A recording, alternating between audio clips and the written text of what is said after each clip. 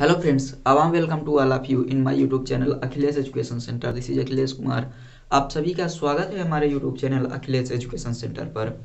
दोस्तों, last class में हम लोग पढ़ चुके थे कि जो पिंड होते हैं उनके कार्तीय घटक के बारे में, यानी कि दृढ़ पिंडों के कार्तीय घटक के बारे में या द्रव्यमान केंद्र के कार्तीय घटक के बारे में हम लोग चर्चा कर चुके थे। और लास्ट क्लास में हमने सीखा था कि जो तीन घटक होते हैं द्रव्यमान केंद्र का वाई घटक और द्रव्यमान केंद्र का जेड घटक, इसके बारे में विस्तृत चर्चा कर चुके थे। तो यदि आपने अभी तक नहीं देखा है तो आप आई बटन पर लिंक आ रहा है, वहां से जाकर देख सकते हैं और स्टार्टिंग से स्टार्ट कीजिए तो ज़्यादा बेहतर होगा। और आज हम लोग पढ़ने वाले हैं संवेग तथा द्रव्यमान केंद्र। तो अपनी हेडिंग क्या होगी? आज की जो हेडिंग है उसका नाम है संवेग तथा द्रव्यमान केंद्र। संवेग तथा द्रव्यमान केंद्र, ये कैसे सॉल्व करेंगे, कैसे डेरिवेशन करेंगे, इसके लिए हमें पीछे की क्लास के कुछ फार्मूले पता होने चाहिए। तो चलिए स्टार्ट करते हैं और बिना किसी देरी के। तो यहाँ देखिए, संवेग तथा द्रव्यमान केंद्र ज्ञात करने के लिए हमें ये पता है, पिछली क्लास में हम लोग पढ़ चुके थे आर वेक्टर सी एम बराबर, हम पिछली क्लास में पढ़ चुके थे कि जो आर वेक्टर सी एम बराबर m1 r1 vector plus m2 r2 vector plus m3 r3 vector plus dash dash mn rn vector upon m1 plus m2 plus m3 plus dash dash mn। और हम ये जानते हैं, हम अगली line में लिखते हैं, यदि संपूर्ण द्रव्यमान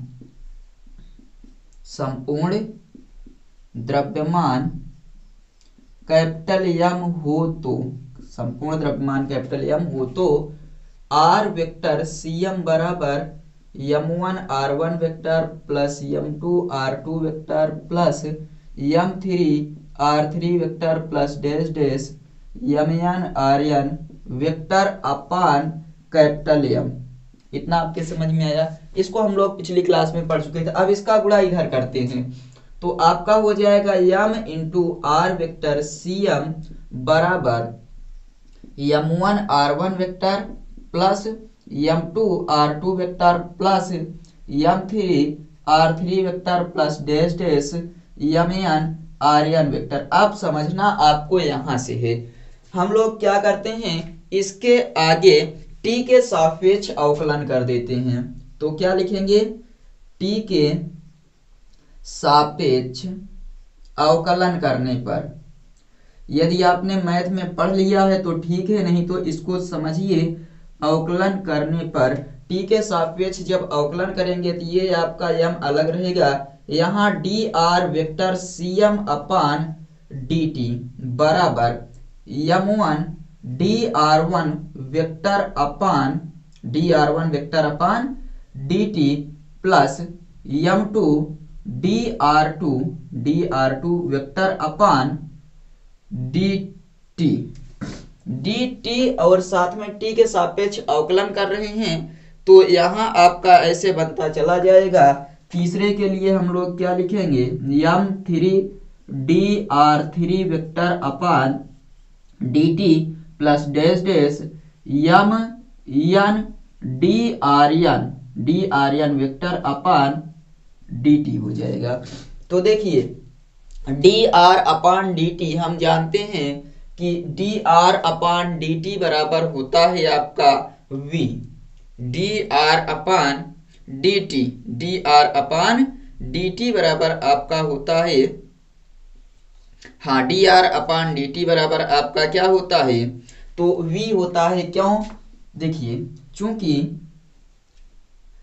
dr अपान dt बराबर v होता है। r क्या है? दूरी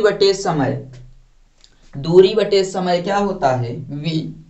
अर्थात आप जानते हैं चाल बराबर दूरी बटे समय होता है और वेग बराबर भी वही विस्थापन बटे समय, तो इसको हम लोग v बोलते हैं। इसके स्थान पर लिख सकते हैं जब डी आर बराबर D T, D R upon D T बराबर v, तो नीचे आई थिंक आपको एक लाइन अभी दिख रही होगी, तो यहाँ पर हम लोग लिख देते हैं इसके स्थान पर v रखकर, इसके स्थान पर v रखकर, तो यहाँ वेक्टर लगा है तो ऐसे लिखेंगे यम और उसके बाद v vector CM, v vector CM बराबर m1 v1 vector, m1 v1 vector, और साथ में देखिए आपका यहाँ पर जो ऐसे बन जाएगा और साथ ही साथ में लास्ट ये अगला बनेगा m2 v2 vector plus m3 v3 vector plus dash dash mn vn vector. इतना हो गया। अब हमें पुनः क्या करना है, t के सापेक्ष फिर से हम लोग करेंगे अवकलन। क्या करेंगे, या फिर t के सापेक्ष अवकलन करें, या mv बराबर आप जानते हैं क्या होता है, द्रव्यमान गुणे वेग, संवेग होता है, द्रव्यमान गुणे वेग। यहाँ पर देखिए mv cm बराबर, तो mv होता है द्रव्यमान गुणे वेग यानी कि पिंड का संवेग होता है। तो ऐसे लिख देते हैं यहाँ पर mv वेक्टर cm बराबर, mv वेक्टर cm बराबर m1 v1 को लिखेंगे p1 प्लस m2 v2 को लिखेंगे p2 plus p3 plus dash dash pn हो जाएगा, pn, और सबके ऊपर वेक्टर, सबके ऊपर वेक्टर लगा देंगे। तो इतना आपके समझ में आया होगा कि mv वेक्टर m1 v1 होता है p1, m2 v2 होता है p2 और m3 v3 होता है v3, और लास्ट में हम लोग p लिख देंगे। यदि पिंड का कुल संवेग p हो तो यहाँ आगे कि यदि पिंड का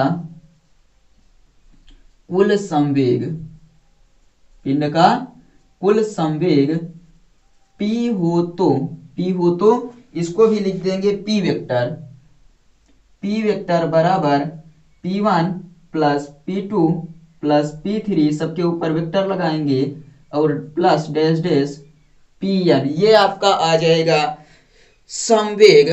और संपूर्ण पिंड का द्रव्यमान यदि p हो तो हम इसको ऐसे भी लिख सकते हैं, देखिए संपूर्ण पिंड का द्रव्यमान यदि आपका p हो तो इसको तो हम ऐसे ही रहने देते हैं mv vector, mv vector cm बराबर p1 plus p2 plus p3, संवेग संपूर्ण द्रव्यमान p, तो हम इन सबको टोटल क्या मान सकते हैं, पूरे के पूरे को हम लोग मान लेते हैं कि यही आपका p है, यही आपका p है। तो यहाँ पर मान लेते हैं कि संपूर्ण द्रव्यमान यदि संपूर्ण संवेग p है तो इसी को हम लोग मान लेते हैं कि m into v vector cm बराबर p वेक्टर, और p बराबर हम क्या कह सकते हैं, p वेक्टर बराबर mv vector cm, mv vector cm, यही आपका आ जाएगा संवेग। तो यहाँ से फार्मूला बना सकते हैं, अतः किसी वस्तु के द्रव्यमान, और ये आपका द्रव्यमान केंद्र का वेग है, किसी वस्तु का द्रव्यमान। तो चलिए इसको लिख देते हैं, कैसे आपको लिखना होगा उसको समझिए। तो आगे क्या कह रहा है, आप एक बार फिर से पूरा का पूरा समझ लीजिए। RCM वेक्टर बराबर m1 r1 vector plus m2 r2 vector plus m3 r3 vector, इसी प्रकार mn in vector upon m1 plus m2 plus dash dash mn। यदि संपूर्ण द्रव्यमान कैपिटल M हो तो इसके नीचे m रख कर इधर गुणा कर देंगे, ये आपको प्राप्त हो जाएगा। t के सापेक्ष अवकलन करेंगे तो dr cm by dt, m1 r1 by dt, m2 r2 by dt, m3 r3 by dt और mn rn बाई dt, और dr बाई dt बराबर v होता है तो यहाँ पर रख देंगे mv vector cm, m1 v1 vector, m2 v2 vector, और इसी क्रम में आगे। और m1 v1 m into v होता है संवेग, तो p से प्रदर्शित करते हैं इसलिए m1 v1 तो p1, m2 v2 तो p2, इसी क्रम में आगे। और हम मान लेते हैं ये संपूर्ण p है तो इसके स्थान पर p रख देंगे। और यहां से क्या निकल कर आएगा, अतः निकाय का संवेग पिंड के कुल द्रव्यमान और द्रव्यमान केंद्र के वेग के गुणनफल के बराबर होता है, द्रव्यमान केंद्र के वेग के गुणनफल के बराबर होता है। यहाँ आप लिखिए एक नोट, और नोट नंबर 1 में लिखिए नोट नंबर 1 में आप पी वेक्टर बराबर M V vector C M, M V vector C M. यहाँ हम लोग क्या कर देते हैं, अब इसको समझिए कि टी के सापेक्ष अवकलन कर देते हैं। टी के सापेक्ष अवकलन करने पर समझिएगा कि टी के सापेक्ष अवकलन करने पर, अवकलन करेंगे तो हमें क्या प्राप्त होगा, देखिए D P vector upon D T बराबर M into D V vector C M upon D T, इतना प्राप्त होगा। D P upon D T बराबर M into D V vector upon D T, और D P upon D T बराबर आपका देखिए D P upon D T बराबर M, और वी अपान टी क्या होता है, वेग बटे समय। देखिए वेग बटे समय, तो इसको हम लोग क्या कहते हैं, ए कहते हैं, क्योंकि वेग परिवर्तन की समय दर को त्वरण कहते हैं। तो चूंकि dv बाई dt बराबर a होता है, इसलिए यहां पर हम लोग लिख देंगे dp वेक्टर अपान dt बराबर यम इंटू, यहां क्या हो जाएगा, a वेक्टर आप लिख सकते हैं यम इंटू a वेक्टर, क्योंकि देखिए dv अपान dt है और साथ में cm लगा है, तो लगा देते हैं a वेक्टर cm। और अब आपको यहां से प्राप्त हो गया dp वेक्टर अपान dt बराबर M into a vector cm, और यम a जानते हैं आप बल होता है, F बराबर यम a, तो dp वेक्टर अपान dt बराबर यम a लिखा है, तो यहां लिख सकते हैं F वेक्टर ext, यानी ext का मतलब है बाह्य बल। dp अपान dt बराबर वेक्टर F ext, और यहां से आपका निकल कर आता है, अतः संवेग परिवर्तन की दर बल के बराबर होता है, अतः संवेग परिवर्तन की दर बल के बराबर होता है। तो लिख दीजिए अतः संवेग परिवर्तन की दर, संवेग परिवर्तन की दर बल के बराबर होता है, या बल के बराबर होता है, लगाए गए बल के बराबर होता है, ये आपको समझना है। तो यहाँ आप फिर से मानेंगे नोट पॉइंट में कि p वेक्टर बराबर m into V vector C M, T के सापेक्ष फिर से अवकलन करेंगे तो आपको प्राप्त हो जाएगा dp upon dt into M D V vector C M upon dt, और v अपान t बराबर a, तो यहाँ से आपको प्राप्त हो जाएगा dp अपान dt बराबर यम a वेक्टर cm, और आप जानते हैं यम a बराबर f होता है, तो dp अपान dt बराबर f ext, अतः आप संवेग परिवर्तन की दर बल के बराबर बता सकते हैं। और यहीं पर थोड़ा सा और समझ लीजिए कि आपका यदि ये जो यदि एफ ext बराबर 0 हो, यदि बाह्य बल 0 हो, तो आप क्या रखेंगे, dp अपान dt।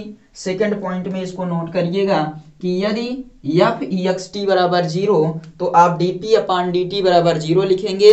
क्या लिखेंगे, dp वेक्टर अपान dt बराबर 0, और यहां से आपको मिल जाएगा dp वेक्टर अपान dt बराबर 0, तो p बराबर 0 आपको मिलेगा। अर्थात यहां से आप लिख सकते हैं कि p बराबर नियत, p बराबर नियत। इससे आपको क्या पता चलता है कि यदि बाह्य बल शून्य हो तो संवेग नियत होता है, बाह्य बल की अनुपस्थिति में, या बाह्य बल जब आपका 0 हो, अतः बाह्य बल की अनुपस्थिति में संवेग नियत रहता है। यही संरक्षण, संवेग संरक्षण का सिद्धांत है। यहां से आप बता सकते हैं कि यदि बाह्य बल आपका शून्य हो, बाह्य बल अनुपस्थित हो, तो संवेग नियत रहता है। इसको एक बार नोट कर लीजिए और उसके बाद आगे हम लोग चर्चा करते हैं। तो जल्दी से इसको नोट कर लीजिए और अगले टॉपिक पर हम लोग तुरंत चलते हैं। तो चलिए अब हम लोग देखते हैं द्रव्यमान केंद्र की गति। आपको सबसे पहले वही फार्मूला लिखना है कि r वेक्टर cm बराबर m1 r1 plus m2 r2 plus m3 r3 mn rn अपान m1 m2 mn, और उसके बाद संपूर्ण द्रव्यमान को m मानना है, और जितना आप यहाँ किए हैं ऐसे ही कर देना है। तो देखिए यहाँ तक आपने क्या किया, कर दिया। अब हम करेंगे यहाँ t के सापेक्ष अवकलन, t के सापेक्ष अवकलन करेंगे फिर से, तो आएगा m into D R vector C M upon D T बराबर m1 D R one vector upon D T plus m2 D vector upon D T. सब कुछ वही है, आराम से समझिएगा। m3 D vector upon D T plus dash dash mn D vector upon D T. अवकलन करेंगे, आप जानते हैं यहाँ v आता है तो m into V vector C M बराबर m1 v1 plus m2 v2 plus m3 v3 plus dash dash mn rn v हो जाएगा यहाँ पर आपका। तो इस बार हम इसको नीचे लाते हैं तो v वेक्टर सी एम बराबर 1/m कैपिटल M और m1 v1 plus m2 v2 plus m3 v3 plus dash dash mn और vn हो जाएगा। इतना आपके समझ में आया? तो इतना आपके समझ में आ गया या नहीं? इसको आप लोग क्या कर सकते हैं, यहाँ आप लगाएंगे इसके ऊपर वेक्टर लगेगा, क्योंकि ऊपर देखिए वेक्टर लगा है तो सब पर आप भी वेक्टर लगा दीजिए। अब हम कर देते हैं इसको बंद कर देते हैं। तो आप देख सकते हैं यहाँ VCM बराबर फार्मूला प्राप्त हो गया है, VCM बराबर आपको फार्मूला प्राप्त हो गया है। अब क्या करेंगे हम लोग, पुनः यहाँ पर t के सापेक्ष फिर से अवकलन करेंगे। तो लिखते हैं पुनः t के सापेक्ष अवकलन करने पर और उसी प्रकार अवकलन करेंगे। ये आपका यहाँ रखकर m को इधर से यहाँ से t के सापेक्ष अवकलन करेंगे। m D V vector C M upon D T बराबर m1 v1 vector upon D T plus m2 v2 vector upon D T plus m3 v3 vector upon D T plus dash dash mn vn vector upon D T. अवकलन करेंगे तो v upon T बराबर a होता है, तो इसके स्थान पर आप रख देंगे ऐसे m a vector C M बराबर m1 a1 vector plus m2 a2 vector plus m3 a3 vector plus dash dash mn an vector. यदि पिंड का संपूर्ण द्रव्यमान m हो तो, या आप मान सकते हैं यदि संपूर्ण बल F हो, क्योंकि m a बराबर होता है F, तो यहाँ हम क्या मानेंगे, यदि संपूर्ण बल F हो तो ऐसे लिख सकते हैं, देखिए ऐसे लिख सकते हैं m a vector C M बराबर f1 vector plus f2 vector plus f3 vector plus dash dash fn vector, इसको लिख सकते हैं। तो यदि सदिश बलों का योग f वेक्टर हो, यदि सदिश बलों का योग जो सबका योग है वो f वेक्टर हो, तो आप ये मान सकते हैं कि m a vector C M बराबर f वेक्टर। और आप ये बताइए f वेक्टर को आप लिखते थे f e x t, तो आपका आ जाएगा f e x t बराबर m a vector C M आ जाएगा, और यही आपका प्रतिबंध प्राप्त होगा।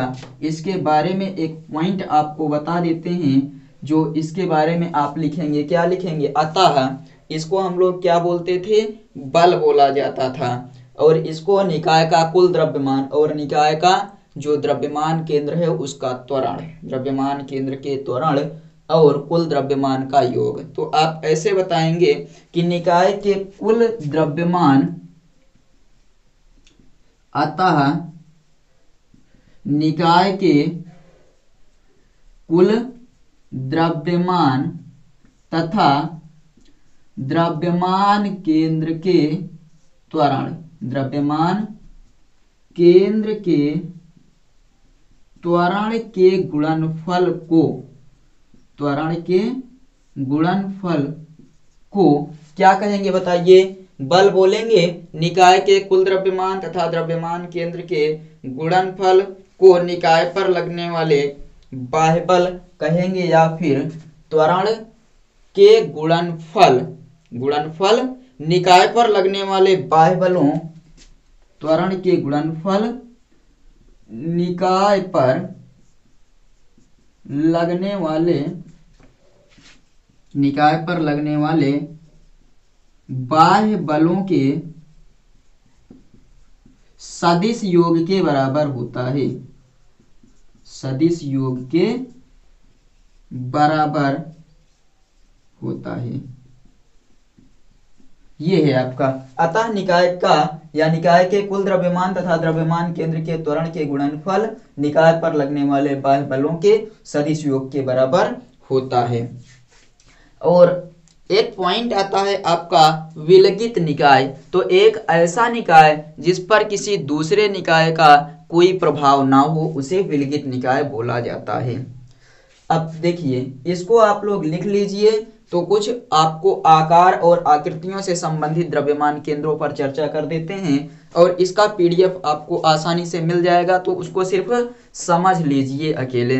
अगर आपसे पूछा जाए, चलिए आपको दे देंगे कि कुछ सममित आकार के दृढ़ पिंड हैं और उनके द्रव्यमान केंद्र पर आपको चर्चा करनी है, तो आपको यदि दे दिया जाए एक सीधी छड़, एक समान सीधी छड़ हो, तो आप बताएंगे कि यदि एक समान सीधी छड़ है तो इसका द्रव्यमान केंद्र छड़ के कहां पर होगा? मध्य बिंदु पर। एक समान सीधी छड़ का द्रव्यमान केंद्र छड़ के मध्य बिंदु पर होगा।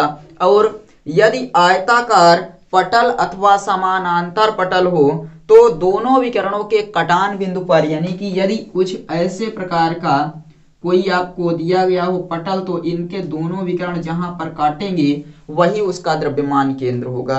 यदि आपको त्रिभुजाकार पटल दिया हो, जैसे मान लीजिए ये त्रिभुजाकार पटल है, तो इसके माध्यिकाओं के कटान बिंदु पर, माध्यिकाओं के कटान बिंदु पर जहां पर तीनों माध्यिकाएं काटेंगी वही उसका द्रव्यमान केंद्र होगा।